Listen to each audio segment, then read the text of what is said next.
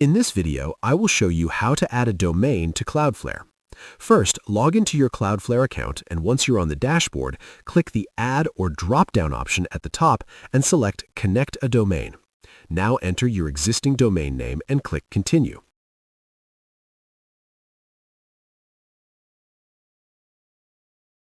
Next, choose a plan for your domain, then Cloudflare will scan and review your DNS records automatically. After that, scroll down and click Continue to Activation.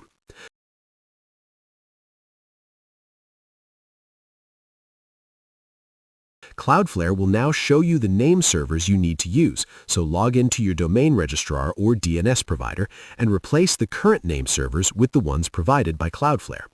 Once that's done, return to Cloudflare and continue. Domain activation can take up to 24 hours, so you may need to wait a bit. After activation is complete, you'll see your new domain added to your Cloudflare dashboard. If you found this video helpful, subscribe to our channel.